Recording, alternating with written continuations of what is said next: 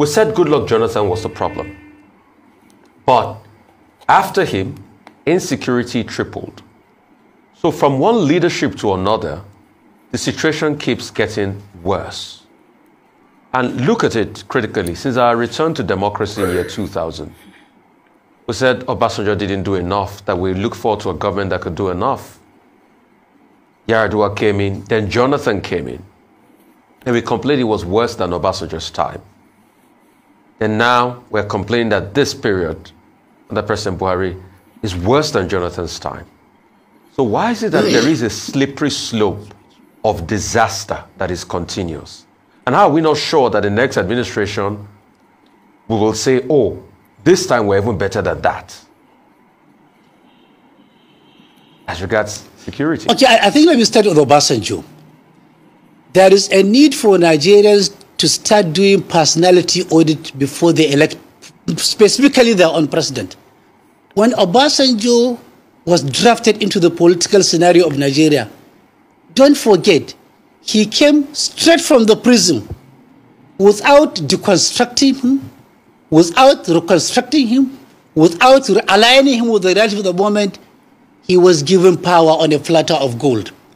He came into the political scenario as a wounded lion, and he kept on licking his own wound, not allowing the wound to get healed. The wound was getting fresher and fresher by the day. That was when he began to say everybody as an imaginary enemy. That was when he converted himself into an absolute dictator.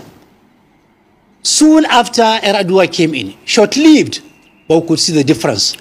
A man who was focused, who was sincere, who admitted that even the elections that brought him to power was flawed, who was sincere, who was willing to reconcile. You can see with the Niger Delta people, he was able to reconcile with them, humanly possible. After Jonathan, after Yar'Adua, it was Jonathan. Jonathan was virtually a victim of calumny campaign. For me, he meant well. For me, he did well. For me, he had his own shortcomings. But on the totality, he was a good man. He was an honest man, a willing man, somebody who was willing to do it. But eventually, he was blackmailed out. Now we have 2015 to date. We are all living witnesses. Nobody can pretend. Even the most jaundiced, even the most blind believer, the most blind follower of this regime, knows that the regime has not fared well in the area of security, in the area of economy, in the area of human and material management, in the area of reconciliation, rehabilitation. In virtually every area, they have failed. Where you have failed to secure the lives of people and their properties and their honor and their own dignity, where you have posted majority of people to permanent, irreversible economic husbandry, where fear has pervaded the entire horizon, where nobody is sure of anything, this regime should listen to people. They should act now and act wisely. They have only 6 months. I don't see the miracle coming. We need to do a personality audit to ensure that people who are presiding or are aspiring to preside over us have the mental capacity.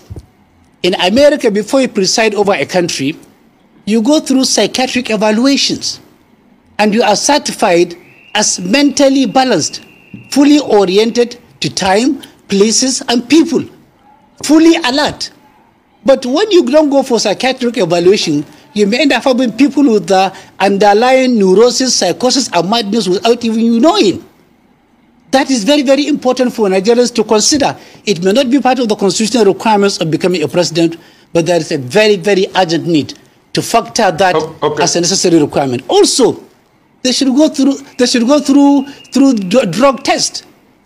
Yeah, most of the people aspiring to preside over us at every level should be subjected to drug evaluation test by NDLEA or certified organizations. Because if somebody is an addict of any substance, his sense of judgment may not be as much as will be able to carry the country to greater heights or to the state or the local governments.